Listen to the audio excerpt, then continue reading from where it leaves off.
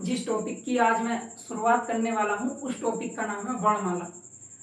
आज मैं आपको वर्णमाला की कुछ बेसिक स्ट्रक्चर बताऊंगा।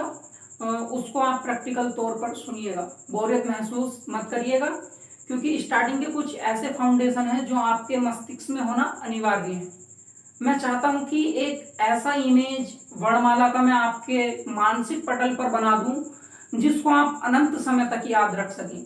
एक ऐसा सिस्टम डेवलप कर दूं आपके मस्तिष्क में कि आपको पता चले कि वास्तव में वर्णमाला को पढ़ा नहीं, वर्णमाला को जिया है। हम कुछ ऐसा करने वाले हैं। देखिए, जो वर्णमाला शब्द है, ये वर्णमाला शब्द हमारा दो शब्दों से मिलकर बना है, वर्ण और माला से।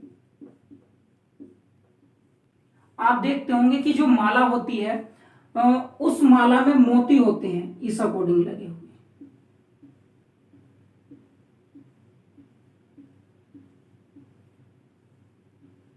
तो ये क्रमबद्ध तरीके में होते हैं, इसलिए हम बोल सकते हैं कि जो वर्णमाला की परिभाषा होगी वो क्या होगी? वर्णों का व्यवस्थित समूह। वर्णों का व्यवस्थित समूह, वर्णों का व्यवस्थित समूह।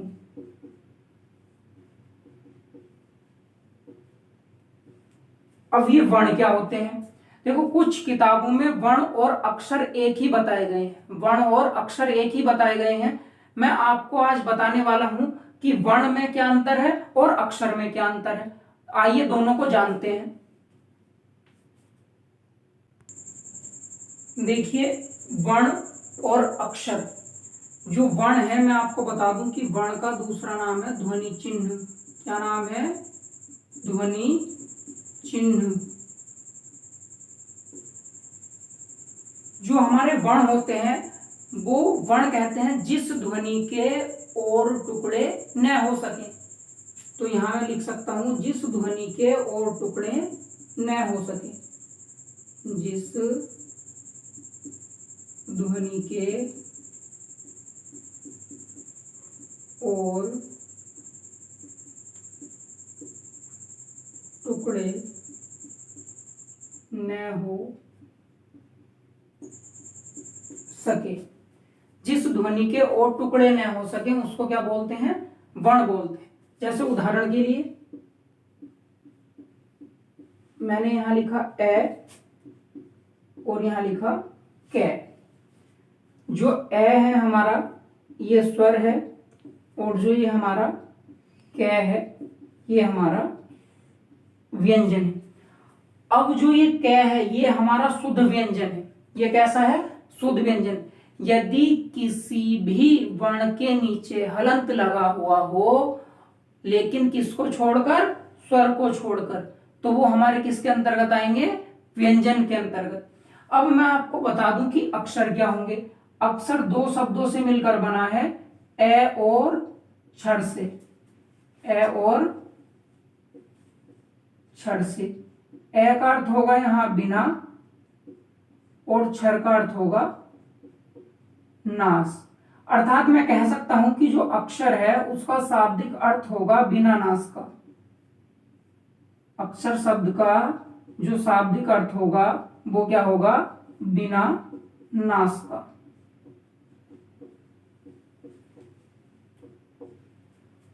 अब उदाहरण के लिए मैंने यहां लिखा कै। तो जो ये अब कै है इसके नीचे हलंत लगा हुआ नहीं है, और यही क्या है? हमारा अक्षर है। तो इसको यदि मैं दो पार्ट में डिवाइड करता हूं तो आधा कै और ए में डिवाइड होगा। आधा कै और ए में ये डिवाइड होगा। तो अर्थात कह सकता हूं कि सस्वर वर्ण को अक्षर कहते हैं। सस्वर वर्ण को अक्षर कहते हैं।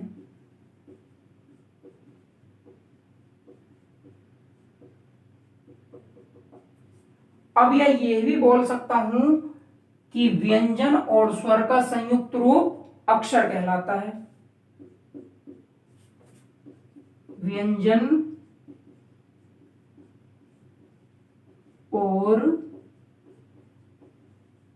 स्वर का संयुक्त रूप, तो ये भी क्या कहलाएगा? अक्षर कहलाएगा। अब वर्ण के बारे में भी और जानते हैं। देखो, वर्ण के बारे में यदि मैं आपको बताऊं तो वर्ण के उच्चारण स्थान कितने हैं, जो उच्चारण रीति या प्रयत्न के आधार पर हम इसका कितने प्रकार से वर्गीकरण कर सकते हैं, और वर्ण के कितने भेद हैं, उसके बाद अक्षर के कितने भेद हैं, आइए देखते हैं, इनके बारे में जानते हैं। देखिए, मैंने आपको बताया था कि वर्ण को ध्वनि चिन्ह और अक्षर का शाब्दिक अर्थ बिना नाश का। अब देखिए, वर्ण के बारे में और जानते हैं। सबसे पहले वर्ण के बारे में देखते हैं इसका उच्चारण स्थान। उच्चारण स्थान, उसके बाद उच्चारण रीति के आधार पर या प्रयत्न के आधार पर इसका कितने प्रकार से वर्गीकरण कर सकते हैं। उच्चारण रीति या प्रयत्न के आधार पर इसका हम कितने प्रकार से वर्गीकरण कर सकते हैं। उसके बाद वर्ण के भेद कितने हैं, वर्ण के भेद। तो उच्चारण स्थान जो हम वर्ण का कर सकते हैं वो 9 प्रकार से कर सकते हैं। कितने प्रकार से? 9 प्रकार से। पहला कौन सा रहेगा हमारा? कंठ, तालु, मूर्धा। पहला कंठ, तालु, मूर्धा। उसके बाद दंत, उसके बाद ओष्ठ। कंठ, तालु, मूर्धा, दंत, ओष्ठ। उसके बाद आएगा हमारा दंतोष्ठ।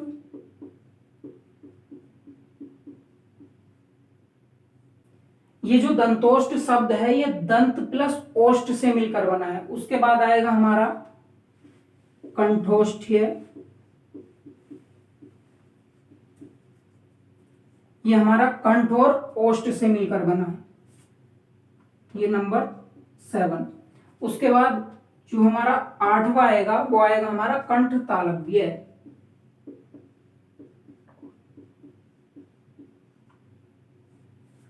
और जो 9वां है वो हमारा आएगा नासिका। जितना भी फाउंडेशन मैंने ये बोर्ड पर सजाया है अपने आप में तृतीय क्वेश्चन है। एग्जाम में क्वेश्चन बना था कि वर्ण का जो वर्गीकरण है उच्चारण स्थान के आधार पर कितने प्रकार से कर सकते हैं, तो 9 प्रकार से। उच्चारण रीति या प्रयत्न के आधार पे भी कितने प्रकार से कर सकते हैं हम इसका? 2 प्रकार से। और वो 2 प्रकार कौन कौन से रहेंगे, तो आइए जानते हैं उन 2 प्रकारों को। तो पहला रहेगा हमारा आभ्यंतर प्रयत्न। कौन सा रहेगा? आभ्यंतर प्रयत्न। और जो हमारा उसके बाद रहेगा उसका नाम है हमारा बाह्य प्रयत्न।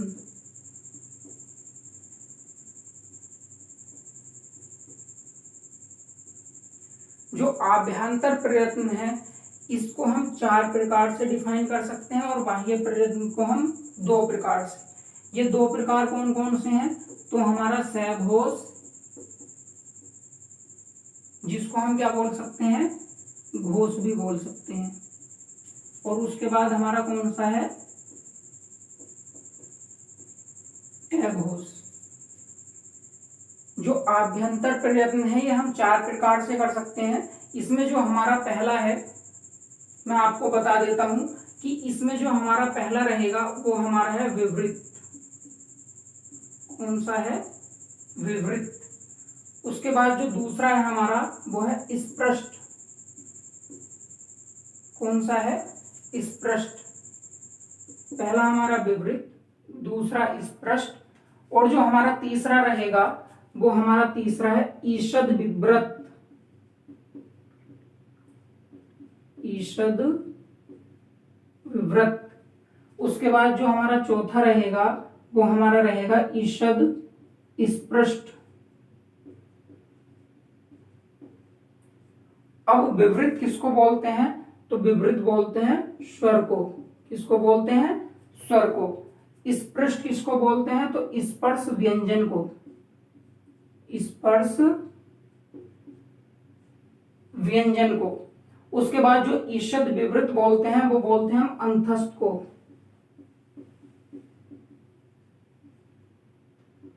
और जो ईषद स्पृष्ट बोलते हैं वो बोलते हैं हम ऊष्म व्यंजन को। किसको बोलते हैं? ऊष्म व्यंजन को। तो ध्यान से देखिएगा, जो आभ्यंतर प्रयत्न है इसको हम 4 प्रकार से डिफाइन कर सकते हैं। पहला विवृत अर्थात स्वर, दूसरा स्पृष्ट अर्थात स्पर्श व्यंजन, तीसरा ईषद विवृत जिसको हम अंतस्थ बोलते हैं, और चौथा ईषद स्पृष्ट जिसको हम ऊष्म बोलते हैं। और बाह्य प्रयत्न के आधार पर 2 प्रकार से इसको डिफाइन कर सकते हैं, सघोष, और इसको हम घोष भी बोल देते हैं, और उसके बाद अघोष। आइए अब जानते हैं अक्षर के भेद के बारे में। तो अक्षर के जो भेद हैं वो भी 2 हैं। अक्षर के कितने भेद हैं?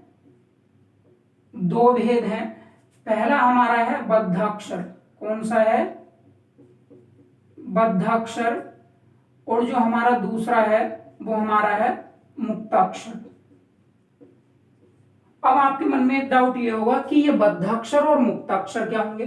तो बद्धाक्षर वो होंगे जिसमें शब्द का अंत व्यंजन से होगा, जिसमें शब्द का अंत व्यंजन से होगा। शब्द का अंत किससे होगा? व्यंजन से। जैसे मैंने यहां लिखा आम, और यहां मैंने हलंत लगा दिया, तो ये क्या हुआ? हमारा बद्धाक्षर। और मुक्ताक्षर हमारे क्या होंगे? जिस शब्द का अंत स्वर से होगा। यहां मुक्ताक्षर में क्या होगा? शब्द का अंत किससे होगा? स्वर से होगा। जैसे मैंने यहां लिखा सो, तो यहां जो अंत हुआ है इसके साथ क्या छुपा हुआ है? ओ, अर्थात स्वर से हुआ है। उसके बाद मैंने यहां लिखा गा, तो इसके साथ क्या है? यहां आ आया है। ठीक है, तो मैंने आपको बताया कि वर्ण, ध्वनि चिन्ह, दूसरा नाम, और उसके बाद मैंने आपको यहाँ अक्षर बताया। और आपने आज ही जाना होगा कि अक्षर के कितने भेद हैं? 2, बद्धाक्षर और मुक्ताक्षर। तो यही इन दोनों में अंतर है। ठीक है, अब आगे देखते हैं हम किसके बारे में? वर्णमाला के बारे में।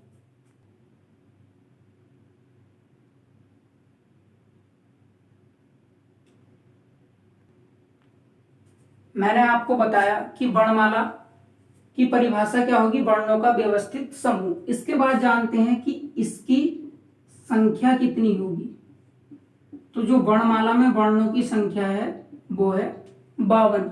वर्णमाला में वर्णों की संख्या कितनी है? 52। अब मैं आपको बता दूं कि यदि वर्णमाला से क्वेश्चन आएगा कि वर्णमाला में ऐसे कितने वर्ण हैं जो स्त्रीलिंग वर्ण हैं, स्त्रीलिंग वर्ण, तो स्त्रीलिंग वर्णों की जो संख्या है वो 3 है। कौन कौन सी? छोटी ई, बड़ी ई और ऋ। अब उसके बाद जो वर्णमाला है इसके भेद, तो वर्णमाला के 2 भेद हैं, स्वर और व्यंजन। हम यह भी कह सकते हैं कि वर्ण के कितने भेद हैं? तो 2 भेद हैं, स्वर और व्यंजन। अब हम स्वरों को किस किस के आधार पर पढ़ेंगे? तो मैं आपको पहले ये बता देता हूं कि स्वर का जो दूसरा नाम होगा वो होगा अच। क्या नाम होगा? अच। और जो व्यंजन का दूसरा नाम होगा वो होगा हल। स्वर का दूसरा नाम होगा अच और व्यंजन का दूसरा नाम होगा हल। अब जो स्वर और व्यंजनों का जो सम्मिलित रूप होगा, स्वर और व्यंजनों का जो सम्मिलित रूप होगा, स्वर और व्यंजनों का जो सम्मिलित रूप होगा उसको हम बोलते हैं अल। क्या बोलते हैं? अल। ये ध्यान रखेंगे। अब देखिए हम जो स्वरों का वर्गीकरण किस किस के आधार पर करेंगे और व्यंजनों का वर्गीकरण किस किस के आधार पर करेंगे। सबसे पहले हम जो स्वर का वर्गीकरण करेंगे वो करेंगे उत्पत्ति के आधार पर। किसके आधार पर? उत्पत्ति के आधार पर। दूसरा जो वर्गीकरण करेंगे हम इसका मात्रा या कालमान के आधार पर। मात्रा या काल मान के आधार पर, उत्पत्ति के आधार पर, मात्रा या काल मान के आधार पर। जो तीसरा वर्गीकरण करेंगे हम उच्चारण स्थान के आधार पर। किसके आधार पर? उच्चारण स्थान के आधार पर। उसके बाद जाति के आधार पर, उसके बाद जीभ के आधार पर, उसके बाद ओष्ठ के आधार पर, उसके बाद मुख के आधार पर, और उसके बाद जो हम इसका वर्गीकरण करेंगे वो करेंगे उच्चारणानुसार।